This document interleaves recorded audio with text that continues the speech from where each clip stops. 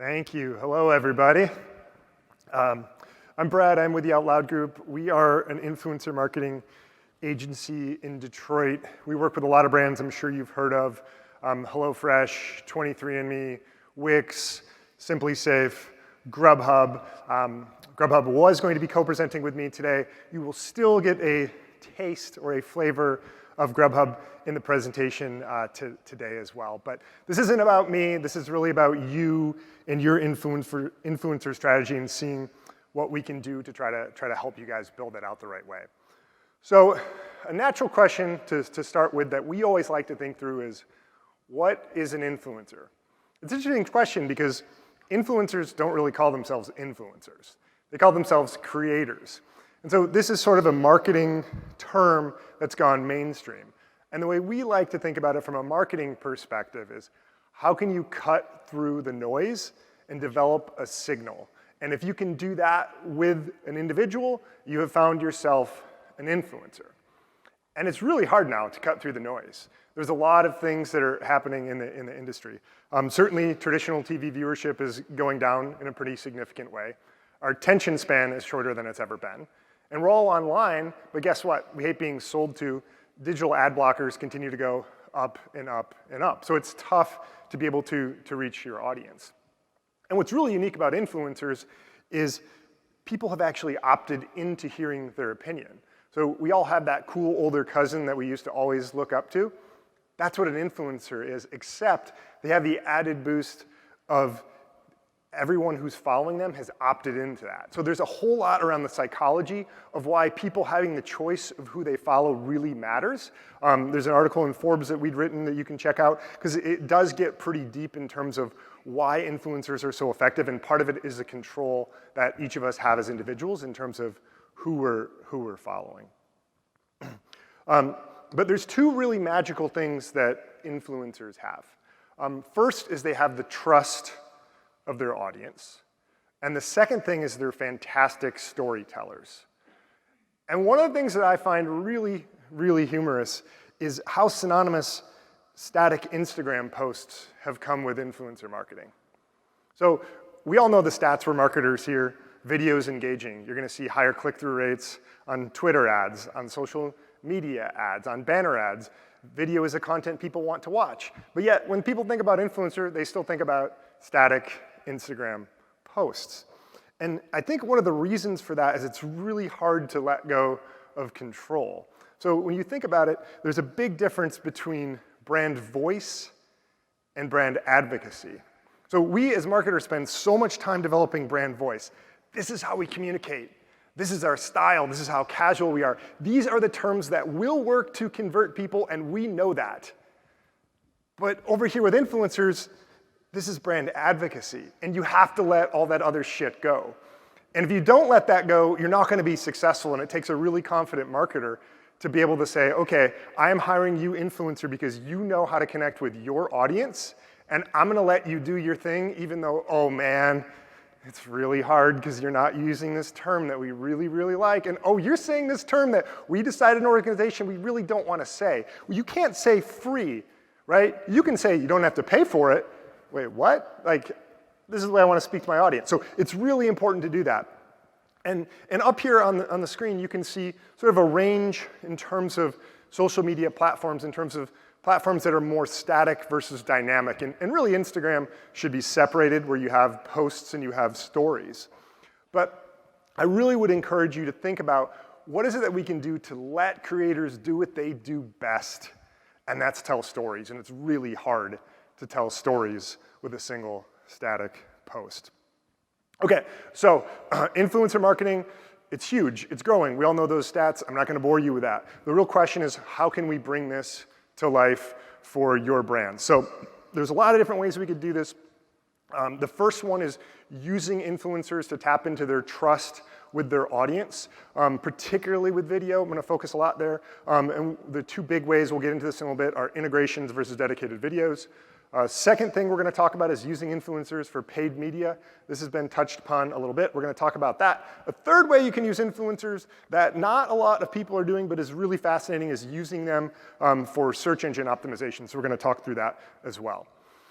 Okay, so when it comes to video and using influencers, if you've gotten to this point, you're doing very well for yourself. So whether it's video on demand or live streaming, you're really letting the creators tell a story. So particularly when it comes to video on demand, and YouTube's the biggest platform, there's a lot of ways you could do it because, again, it's video. It's so dynamic, you can do whatever you want. But the way the industry works, there's kind of two big things that creators will do for brands as part of their content. One thing is an integration, where an ad is baked into the content. It's also called a shout out from time to time. It's usually somewhere in the neighborhood of 45 to 90 seconds long. The second is a dedicated video. So in the integration, right, the way it works is the creator still has creative control. They're gonna decide what the video is gonna be about. After all, they know what their audience wants. And you as a brand are gonna be inserted into their content for, again, 45 to 90 seconds. And you can make requests, very strong requests in terms of what the creator will need to say. This would be more along the lines of talking points. This is not a script. This is much more along the lines of introduce what the product is, talk about your personal connection with the product, and then share whatever a particular call to action might be. That's an example of talking points. It's not, say, when you sign up for this game, you get 250 free pieces of gold, and you have to go to the upper right-hand corner of the game, click down and go to this menu to get it. That's not what the talking points are designed for. But you do get 3 calls to action, which I think is something that's really valuable. First, the influencer is going to verbally mention your brand and whatever URL you may want them to go to. So audible.com/creator name would be an example of that. Second thing is it's going to be shown visually on the screen as well. So the creator is going to actually show that URL visually. And third, and probably most importantly, is there's going to be a clickable link in the description, or regardless of the video format. For Instagram, it's going to be a swipe up, but there's going to be a way where you can visually take that call to action without having to type in the long URL. And this is a really cost-effective way to be able to get the message out through creators. Another way you can do it is with a dedicated video. This tends to be effective when brands have a harder time letting go, or when there's a really deep story that really needs to be told. Rule of thumb is a dedicated video is gonna be about 2.5 to 3 times as expensive as an integration, but there's quite a bit of variability in terms of those rates. So those are the 2 big ways that you can work with creators when it comes to video content. And I mentioned Grubhub at the beginning. I want to share a little bit of some of the videos that we've done with Grubhub, and this has gone past video on demand to live streaming. And we'll talk about this in a little bit, but just to set the stage, this is done with a huge gaming team called TSM Team Solomid, and this has been done on Twitch, a live streaming platform. So this just gives you a flavor of some of the stuff that we're talking about.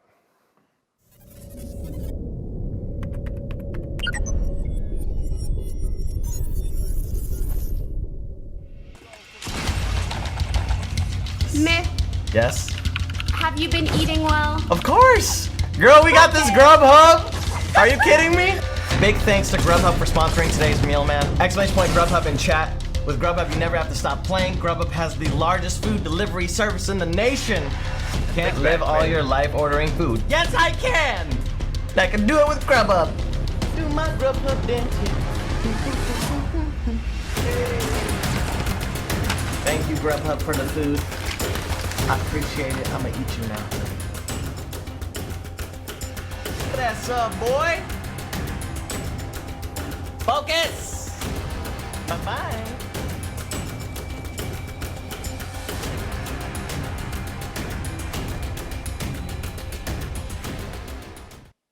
Okay, so that just gives you a little bit of a flavor and a little bit of understanding of what we're talking about. And this is all done live, right? And so there's more brand risks. There's a harder time letting go when creators are doing something live, video on demand. You can see it, you can review it, you get a preview, you get a chance to make edits. Obviously, none of that exists when you're doing live streaming, but people really appreciate it. It's a great way to connect. And since we just shared a little bit around gaming, I do want to touch really briefly on the gaming industry. There's a great talk before lunch about how you reach the Gen Z audience. And I want to say, if you are a brand trying to reach Gen Z or millennial males and you are not doing something in the gaming industry, now is the time to be doing something in the gaming industry. You don't need to be an endemic brand to be involved in the gaming industry. You need to be a brand that wants eyeballs. Just for context, for any skeptics out there, League of Legends, a reasonably popular game that's out there, the finals for League of Legends had more viewers than the NHL Stanley Cup finals. It had more viewers than the Major League Baseball World Series. And yes, it had more viewership than the NBA Finals. So this is huge. This is huge. This is huge. The average viewership session is over an hour, 20 minutes a day for this target market. I will leave that be, other than to say gaming is huge for the Gen Z and millennial male. With that said, I want to get into the next way you can use influencers, which is paid media. And this is something that we found to be really interesting in that a lot of times the thinking is, if you're going to work with influencers, you're tapping into the trust they have with their audience. So don't spend a penny on paid media. Instead, work with another influencer for that budget to use their sphere of influence and trust. And for a lot of brands, that's still the right approach. But there are a couple of ways you can use paid media successfully with influencers. And one of the ways we see that to be really successful is when you're working with influencers who are really big and are very well known inside and outside of their sphere of expertise. And so this is an area where influencers can be really effective to have them develop the content and then push it out through paid media. You'll hear from Mandy in a second about this. The other thing that you can do is get scrappy, right? And we love scrappy. We're based in Detroit, so that's sort of in our DNA. And we actually launched a men's apparel brand. You can check it out. It's called Muskox, gomuskox.com. But we launched it together with a few creators in November. And what's great about it is I can actually share the data. Usually working with brands, I can't share any of their data, but this is our company. So we work with a great woodworking creator, and we did a pre-roll video with this creator. And because of the relationships, we can feed it out only to his audience. This is not a mirror audience. This is not a lookalike audience. This is his actual audience when they're watching any YouTube video out there. And the results were really, really successful. I actually just got these results yesterday. So the video was about 45 seconds. Of the people who were served the ad, 19% of them watched the entire video. So this is way more successful than anything that any of the folks that we work with have ever seen in terms of pre-roll video. So it can be really, really successful. There's an opportunity to work with influencers to have them be featured in pre-roll content for their audience. Happy to talk more about that. But what's really exciting, I think, is getting a chance to understand how you can use bigger creators for paid media. And you see the $102 billion. This is the spend that's forecasted for this year in terms of social media ads. So anyhow, my contemporary from Grubhub, Mandy, has a few thoughts on paid media here as well. Hi everybody, my name is Mandy. I am the Director of Content and Social at Grubhub. Apologies that I couldn't be there today, but I'm looking forward to talking with you guys a little bit about how we leverage influencers and work with Out Loud to build full funnel campaigns that really drive performance for Grubhub. So I just touch a little bit on this, but Grubhub traditionally is a performance marketing company. Everything that we do is tied to specific performance goals. So we had a challenge that we brought to Out Loud, and that was, how do we best utilize influencers to help us full funnel in a channel that traditionally is really considered upper funnel. So we built a strategy that really looked at influencers in two ways. One was reach and connection, and the other was branded content. So we work with a lot of our influencers, depending on the campaign, high tier to low tier, to help us reach new possible diners and really connect with them in an authentic way, and leverage these influencers to help us reach new audiences. We also then leverage these influencers to create really authentic UGC content that's distributed across their platform, whether it be some upper funnel introductory content about who Grubhub is, or some really unique ordering occasions, or be more in that mid funnel with, these are the features that really make Grubhub great. We really leverage these influencers to help us, connect with their communities. And then secondarily, we also have started to really work with influencers to create branded content. And this is where we start to get into that lower funnel. We have, pretty much in every contract, put an ask in there to work with them to create more premium content that then we can leverage in our paid channels.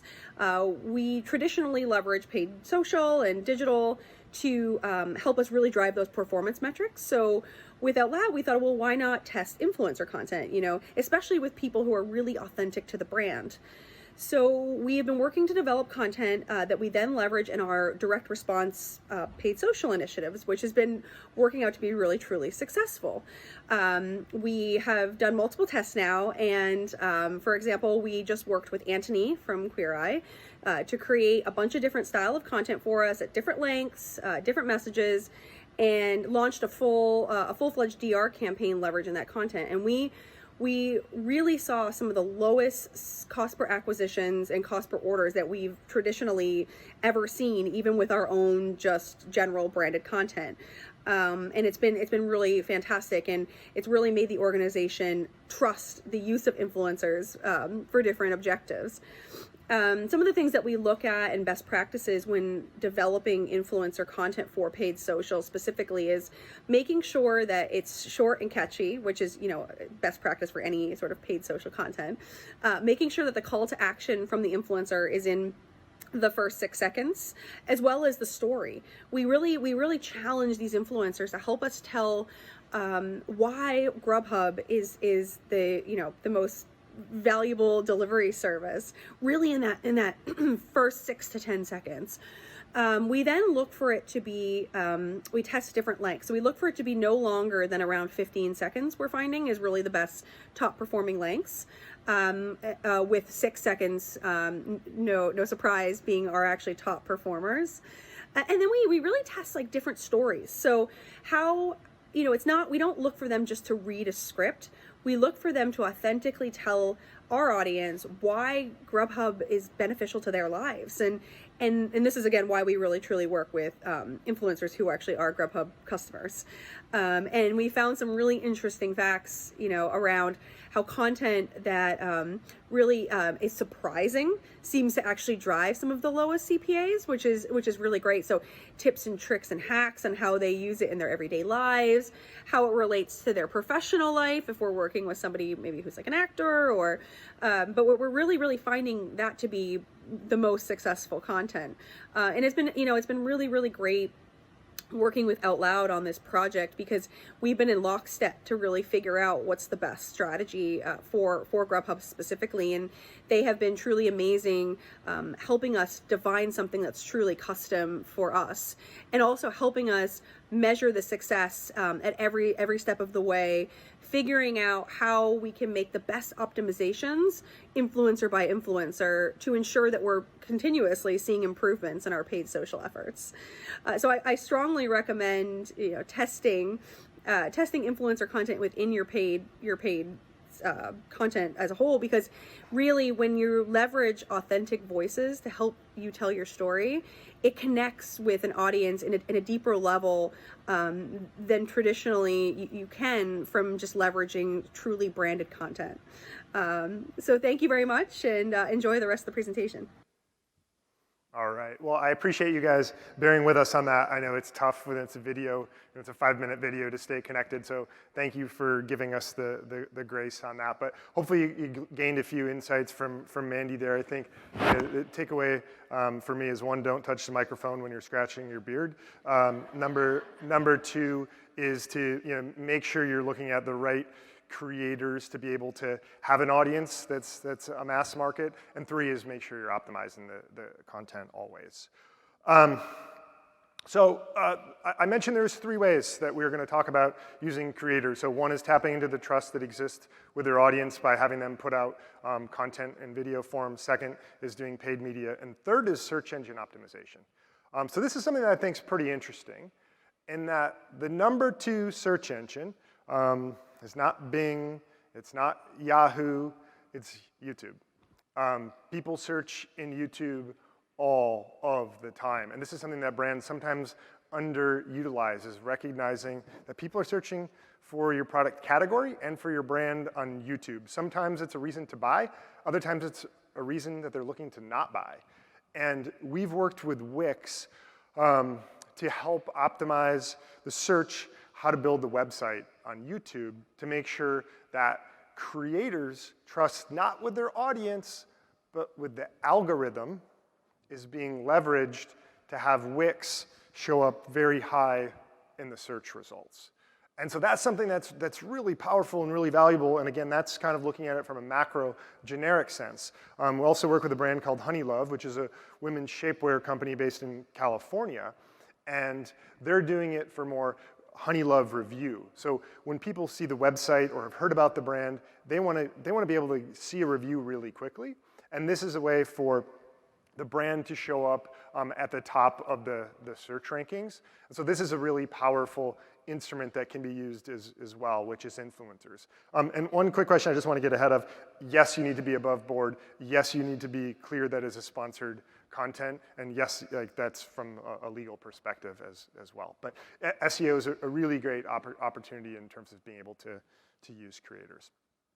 Okay, so video, super important. Hopefully you guys have gathered that already. It is the platform for storytelling. It is a platform for effective ads. It is a platform where people want to consume content today. Video, video, video, you got it. Okay, sounds good, Brad, but how the hell do you measure it?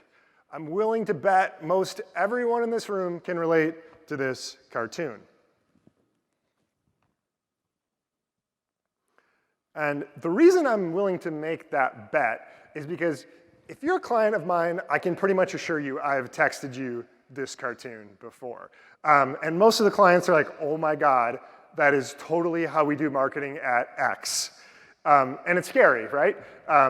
And part of the reason why is measurement's hard. Measurement's really hard. And when it comes to video, which I'm kind of a fan of, we took it upon ourselves to say, look, the measurement that we've done historically has really not been sufficient. And when brands and marketers are getting sophisticated and savvy by coming to the Reagan Disney conference, they need to raise their game because that's what the expectation is for marketers. So let's quickly dive into how you can measure video, and this is really targeted towards video on demand. Live video, which is traditional linear TV, or live streaming. It's a little different because you can look at your website traffic and then see peaks and everything else, but video on demand, you don't have concurrent viewers.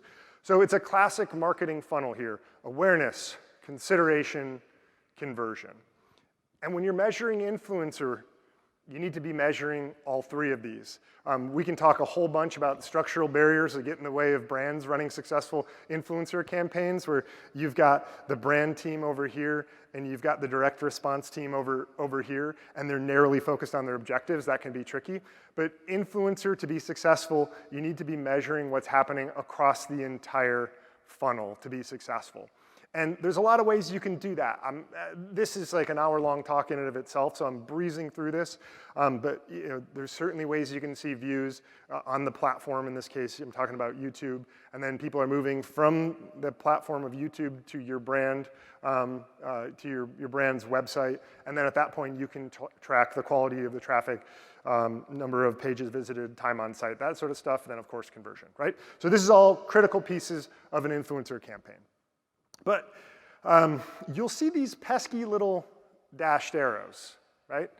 Attributable and unattributable. Because guess what? When you're riding the subway on the way to work and you watch a YouTube video, and then when you get to work in the office, you actually go to the brand's website and you don't use that / creator name, you just go to the regular website, you're not being tracked. That's not attributable. But that wasn't very satisfying. So we've done some post-acquisition surveys with brands to determine what that ratio is of unattributable to attributable, but there is a hell of a lot of difference between stated behaviors and observed behaviors. I can't tell you how many people have said, man, I'm never flying United again. That was terrible. I hated the experience. Fast forward 3 months. Oh, United's $20 cheaper than American? I'm flying United, right? So stated behaviors, observed behaviors, two totally different things. Be careful about stated behaviors. Observed behaviors, that's some good stuff. We did a study. We partnered together with Avast, which is a huge internet security company that allows us to be able to track the users who've opted into being tracked around the internet anonymously in exchange for free internet security. So we did this with 3 brands, a whole bunch of these integrations, a whole bunch of users. We got a whole bunch of good data, very scientific. Happy to talk about that later. What did we find? That's what people give a shit about. What we found was that for every one session where people are going to your website using that custom URL that's trackable or attributable, there was actually 5 more sessions that happened within a week. How did we know this? Again, we had access to clickstream data that was anonymized. So we could see once someone watched a video, boom, they went to 23andme.com within the first minute, within the first hour, within the first day. We did this over a week. We actually have the data going out for several months. These numbers continue to rise, but at that point, it gets a little bit noisy in terms of if the session is coming because of them watching the video or not. We can say unequivocally this was a factor in terms of people making a purchase, and this is something that was really, really meaningful. And you might be thinking, Brad, that's pretty cool. I hadn't thought about that, but we care about sales. Okay, cool, so do we. We found the same thing for conversions. For every one that was attributable, there was actually 4 total conversions that were happening from customers or from viewers who'd watched these YouTube videos together with brands. So there's a lot of power there, and I think one of the things that needs to be always factored in is what's the mix of your marketing. At the end of the day, from a brand perspective, it doesn't really matter if your email marketing is successful. It doesn't matter if your search is successful. It doesn't matter if your influencer is successful. It matters if all of it together is successful. And the beautiful thing about influencers, we've seen time and time again, it makes all of your other platforms for marketing more successful, which creates a little bit of love there. Okay, so quick takeaways. So 1, video's king. I've said that enough. You guys got it. Number 2, measurement is super important. Make sure you're measuring things. Don't ever take oh, we can't really measure that answer from someone. Dive deeper, figure out an answer. You deserve that. Number 3 is make sure you're optimizing across channels, because the way you want to optimize for one channel is going to be very different than ways that you would want to optimize for other channels. A couple, well, we don't have, oh yeah, we do. A couple of quick resources on our website. We have a ton of articles. We have a ton of YouTube videos about influencer marketing that are short and punchy. On our social, we're putting out video content every day. When people are trying to find influencers, you're talking about how do you make sure that they're not fake. We acquired a company recently called WeFind. Check it out, it's free. It'll tell you the engagement rate by post and by influencer on Instagram and YouTube. Frankly, it's much better on Instagram, and it's going to get better over time. Whew, okay, with that, I think that's a wrap. Okay, all right, thanks everyone. I'm going to be around for the rest of the conference, so feel free to grab me at any point. We'll have time he'll stay for questions for sure. But thank you so much, Bradley. If everyone can give him a round of applause, please. Thank you.